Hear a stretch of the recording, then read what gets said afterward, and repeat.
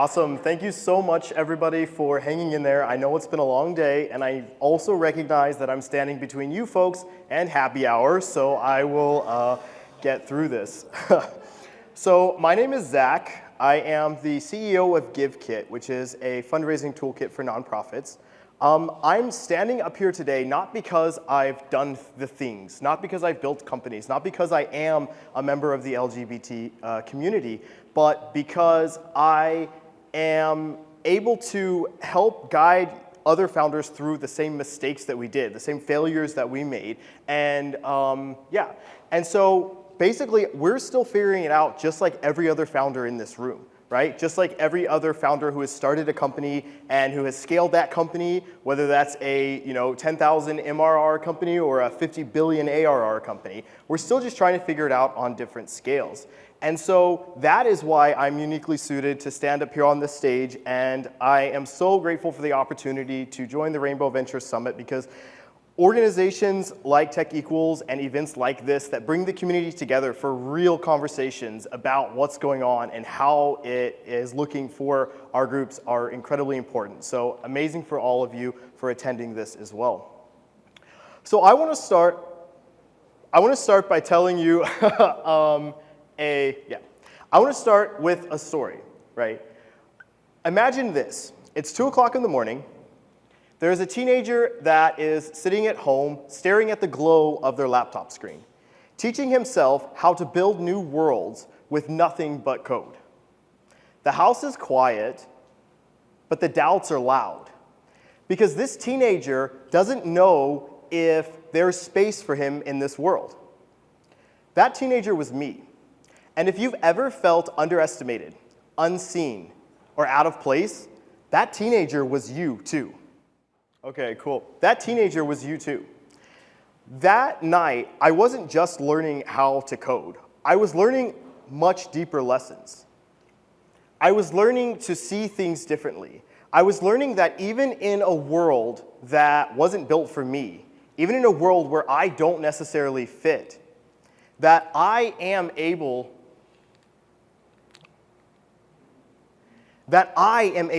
to build. That I am able to build a space for myself, a space where I can grow. That I am able to, or you were able to imagine something brighter than the world that you were given, something brighter than the environment that you were provided. You are able to create what it is that you need in the world, what it is that you're looking for. Sorry, I'm still getting used to these clicker buttons. Okay, that you were able to create what it is that you're looking for in the world.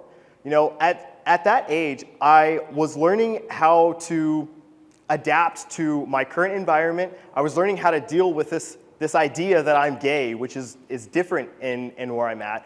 And I was learning how to find the place that I'm looking for, right? Being different can be uncomfortable. It can be scary even sometimes. But being different is where we find our superpower. So at 16, I learned 2 things. I learned programming computers, and I learned that I was different. I learned that I was gay. One of those felt like freedom, ultimate freedom. The other one felt like a secret that I would carry for the rest of my life. But in that secret, I learned awareness. Carrying that secret initially of being different, of being gay, I learned awareness. And the freedom taught me possibility. I'm aware of who I am. I'm aware of the environment around me. I'm aware of the world that I'm in. But I'm also now aware of those possibilities, what I can do with that, where I can take that, what I can build.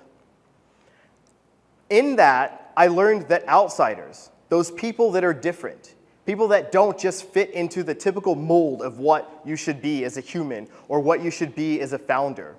I learned that those outsiders, those people that are different, they make the best builders. I grew up in an environment where you didn't have this path titled Gay Tech Founder. You didn't find rainbow flags flying high above your Chamber of Commerce. Right? You had church, you had football, and you had this idea that certain aspects of your life are better left unsaid, better left not shared with the world. But it's in that environment where you recognize that as an outsider, you make the best builder because you can see, you know exactly what it feels like to be excluded. You know exactly what it feels like to objectively look at an environment and see where the gaps are. You felt what's invisible.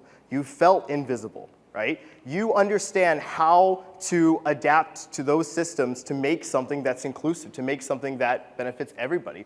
And that perspective is key. That secret identity that is your superpower as an LGBTQ founder. That's how you identify where to build systems, where to build products, where to build environments and communities that include everybody. That's how you learn to use those skills that you learned throughout your life as a member of the LGBT community and apply that to the systems and companies that you're building. Fast forward to now, I run a successful tech startup supporting nonprofits and communities across the country. I've built many things. I've failed at many things. And I found myself at a crossroads that every gay founder knows. Do I build as myself, or do I build as a carefully curated version of myself? Do I hide pieces of my identity to fit in, or do I bring absolutely everything I am to the table? I chose authenticity, not because it was easy, but because those exact same skills that I learned throughout my life, being a gay teenager, being a gay adult too, that didn't change. Those exact same skills, resilience, building community, creativity, those are the skills that prepared me to be an entrepreneur. Those are the skills that make me a powerful entrepreneur. And those are the skills that make each and every one of you in this room a powerful entrepreneur and powerful human being as well. That idea of coming out, that wasn't just a personal liberation for me. Coming out, that telling my entire story, bringing my full self to everything that I do, that is something that completely changed my mindset. That's something that changed the way I approach things, because when you bring your full self, you remove that friction. You're no longer performing. You're no longer trying to figure out who you're supposed to be. You're being you. You're building. You're building the systems that you wish you had when you were growing up. And that idea, bringing your entire self to everything you do, that is the difference between surviving in an environment and thriving. Because as you become more authentic, as you think more about who you are and you bring that with you to everything that you do, there's a few interesting things that happen. People trust you more. People trust you faster. You find yourself in this situation where customers don't need polish, employees don't need perfection, partners don't need the pitch version of yourself. That authenticity is what unlocks your full potential, your full capacity as a builder.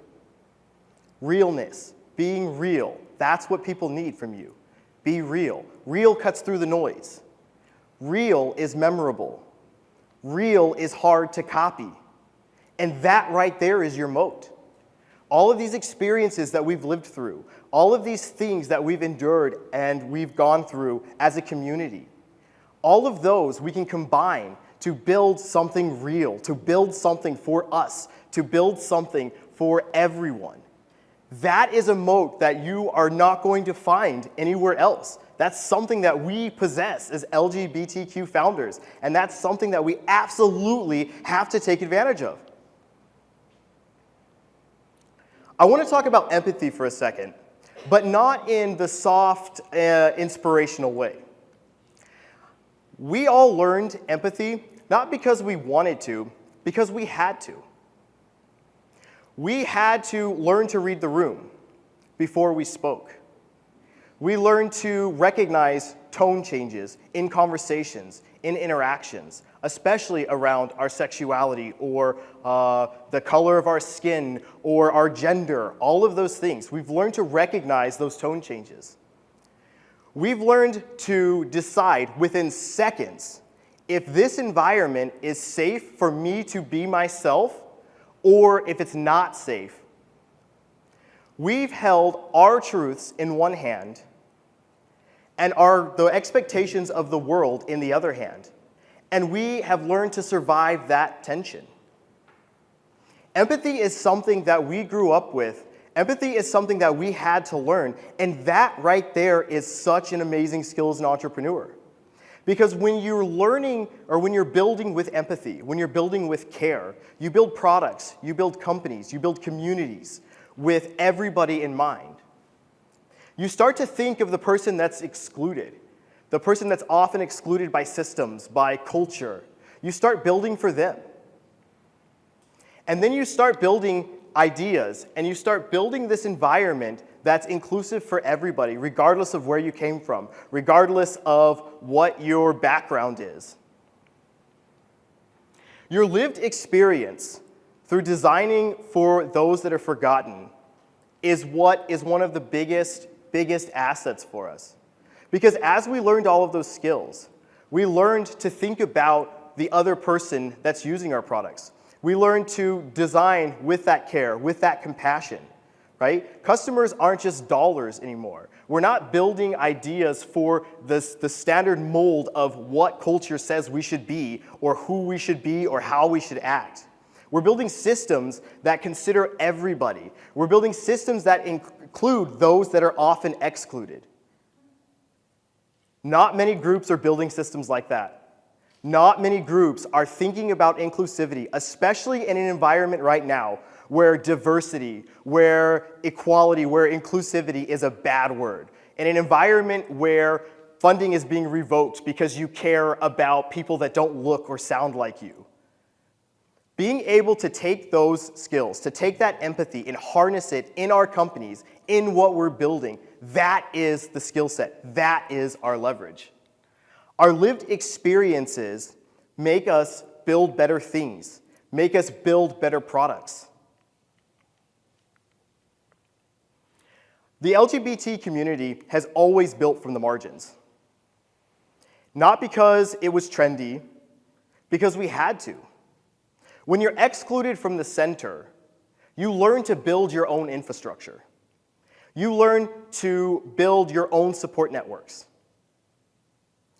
Chosen families, peer support, late night conversations when it feels like every single thing is falling apart. And every entrepreneur in here knows that there are those times where it feels like nothing you do is actually the right thing in your company. And you need to lean on your community for that. But we're always building from the margins. And here's the thing that most people miss. When you're building from the margins, that doesn't weaken what you're doing. That doesn't make your work smaller. It makes it stronger.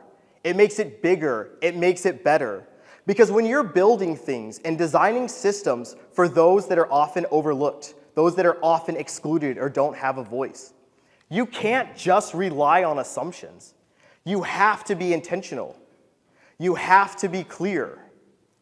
You have to build with those users in mind. You have to build in a way that reaches everybody. And when you build something in the margins, when you build something that works on the edges, you build something that works everywhere, that scales for everyone. You create systems that are clearer. You create systems with more creative problem-solving approaches. You create systems that are accessible and usable to everyone. And when you build for those groups that are always overlooked, you build systems that are more human, that are more accessible, that are clearer, and they scale everywhere. They scale for everyone. And that's what's so important about what we're building. As the future of entrepreneurship, as the future of what we want the world to look like, we have to put that into our businesses. We have to create those environments, those products that work for everyone. We can't just follow the mainstream and follow this idea of what cultural norms say we should be. But that lived experience, that's what I'm talking about. Learning that pattern recognition, learning how to assess risk in real time when you enter a room, whether that be a board meeting or an investor pitch or whatever that looks like. That lived experience allows us to bring such unique things into our companies, into what we're building. And that's how we reach people everywhere. That's how we build inclusive systems. But all of that said, we don't build alone. Even if the myth of entrepreneurship says we should, even if the myth of entrepreneurship says that we should spend 70 hours a week or 90 hours a week by ourselves doing everything for our company always, that's not what we do. We lean on community as a catalyst, and for LGBTQ founders, that's something that we had to do, and that's something that we've leaned into and found our success through. We're talking about those late night calls when you can't figure something out for your company and you call a mentor. We're talking about those situations where it maybe feels hopeless, but you have people around you. You have those chosen families. You have those communities that are able to help get you through it, whether that's through network, through connections, through direct support. Those real networks are what get us through, what allow us to have the privilege of building inclusive companies, of building products that work for everyone. Shared knowledge compounds. So when we lean into each other, lean into founders that have already navigated the stage that you're at, when we lean into LGBTQ founders that have already been rejected from a conversation because they didn't look or sound the way they were supposed to, when we lean into folks that have already experienced these things, we're able to compound that knowledge. We're able to continue building the future, the environment that allows founders like me to succeed, to build meaningful impact and create that in our world. Supporting each other prevents burnout. It allows us to continue to build and continue to move forward even when it's tough. A lot of times, those communities, those networks, are what are the difference between completely burning out, giving up on your idea, giving up on your dream, giving up on the future you want to create, and thriving, and staying in the game, and persevering. That community is everything. And nobody knows that more than LGBTQ founders, because community is something that we've learned and recognized from the very beginning. That's not just how we build our businesses. That's not just how we build our products. That's how we live our lives. That's how we figure out where a safe space is. That's how we figure out what things we can leverage each other for. Those communities are how we build, and that is the difference between a company or a founder not making it and a founder being successful. Community is not a byproduct of success. It's the only thing that actually makes success possible. It's what catapults you in your ideas, in your products, in your companies to that successful stage. Now, you often hear, especially as an LGBTQ founder, that the South is not where you can build. It's not where you should be, right? The narrative is often, you've got to flee to a coast. You have to go to San Francisco, or you have to go to a New York in order to be successful. You can't be successful in places like Alabama, especially as an LGBTQ founder. It just doesn't work. There's no space for people like us to grow. You have to leave. I call bullshit. Absolute bullshit. Because the South isn't empty of opportunities. It's underserved. When you choose to build in the South, you're not working in a saturated ecosystem. You don't have billions of YC dollars just falling out of your pocket on the streets. You're building and solving real problems for real people. You're working in an environment with fewer resources. You learn how to build sustainably. You learn how to move quicker because you have to beat those guys in New York or in San Francisco. The South doesn't need builders. The South doesn't need saving, rather. What the South needs are builders who understand it. Builders that can take advantage of the resources that do exist here. And we heard from a lot of them today. That can take advantage of resources that do live here today and build something successful. And help crush that narrative that just because I'm gay doesn't mean I can't build wherever I want to build. Now, I'm an Egyptian-American product leader, founder, and I live in Texas. So it's one of those environments, it's one of those areas where you hear that same narrative. You're not from here. You're not white. You're not the typical male. You're gay. That's against the Bible. How are you going to build a company successfully in that environment?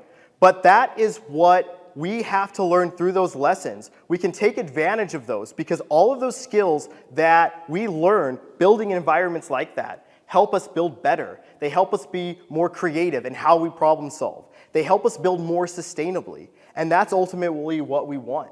The South does not need saving. It just needs builders who understand it.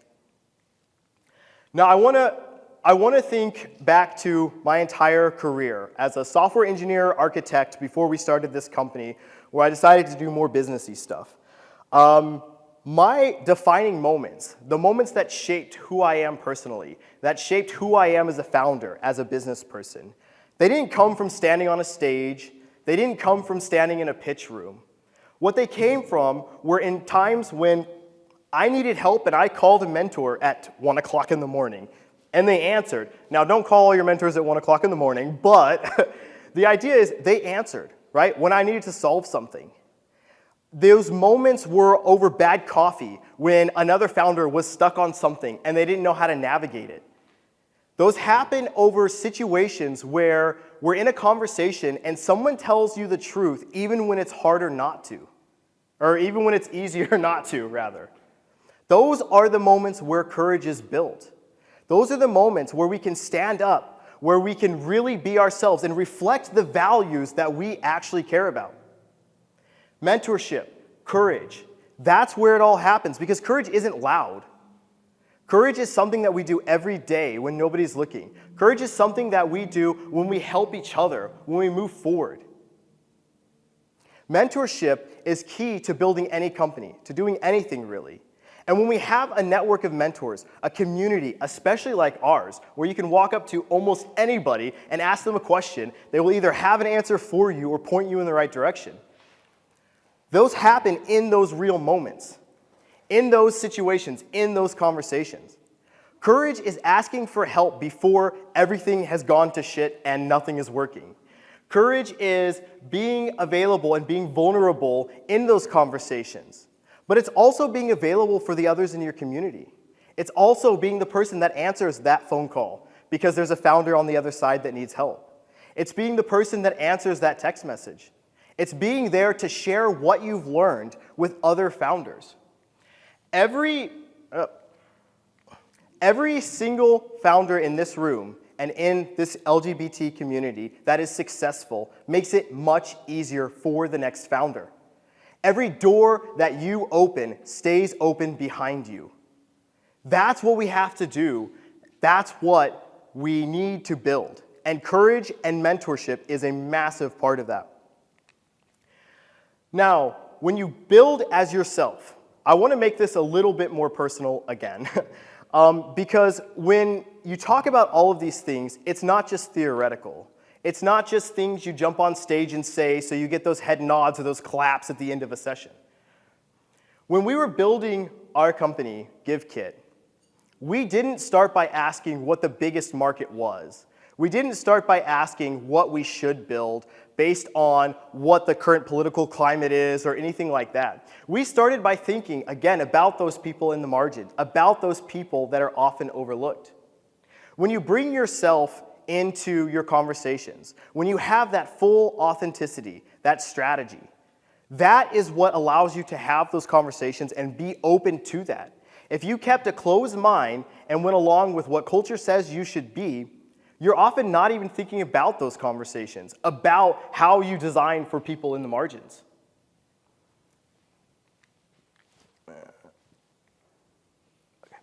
And that lived experience, so everything that we do comes from our lived experience, right? I got a little bit ahead there, I apologize. But we start by looking at those people who are ignored, and we start looking at inclusion as a strategy. It's not a thing we do to check a box. It's not a thing we do to attract more employees, although that does. It's a strategy, because as we're building these systems, they become thinking about those users, thinking about those folks that are often excluded.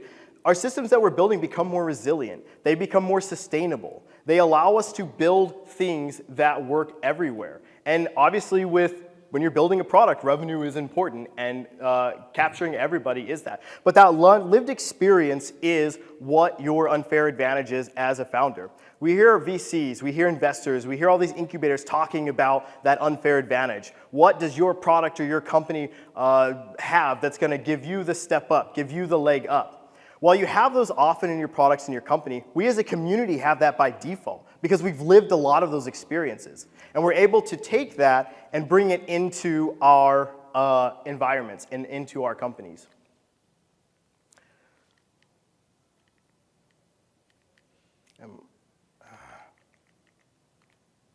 Apologies. Okay, cool. The next decade is going to be defined by authenticity. It's going to be defined by purpose, by community.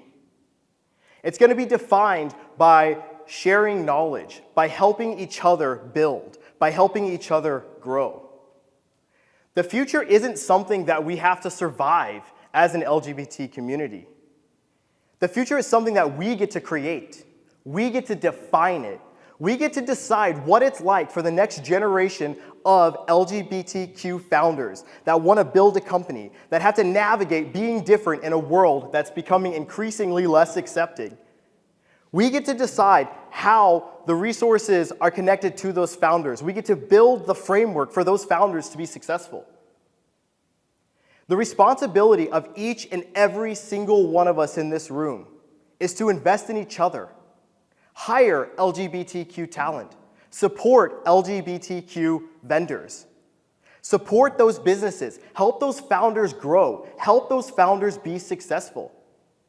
We're building companies, almost every one of us in here, and we are creating our success as we go. But you know what would be amazing? If there was framework already there for us, if there was more access to opportunities, if there was more access to customers, to events like this, if there were more things that were already there to make it easier for those founders to grow. It is absolutely our responsibility to create those things as we find success and support the next generation of founders. So this is what you need to do. You need to build loudly. You need to build boldly. You need to build with community.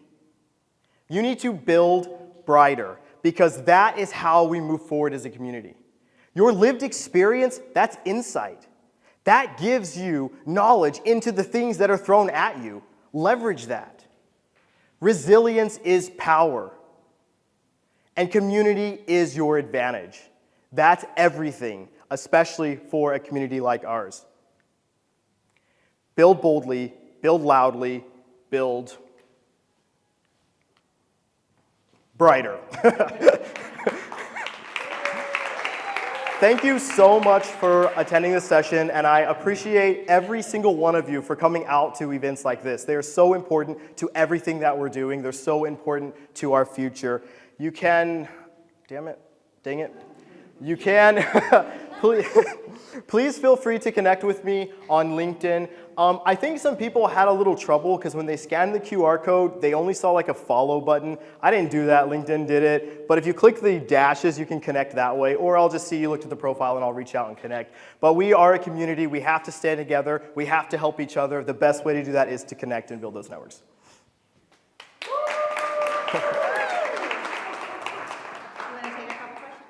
Oh, yes. Are there any questions? I was going to say there has to be, otherwise that's awkward. I took the microphone back. I came back over here. Alberto. So what would be one thing that you would tell your younger self struggling with your sexuality? Yeah, that's a tough one, you know. But it's a tough question. It's a tough thing to think about. But my advice would be the people and the systems that are telling you that you are not special. You are not the person that's going to be successful, that's going to grow quickly. My quick advice to that would be fuck that. Because you are unique. You are everything we just talked about, you possess, and that's how you build forward. Do you and fuck everything else.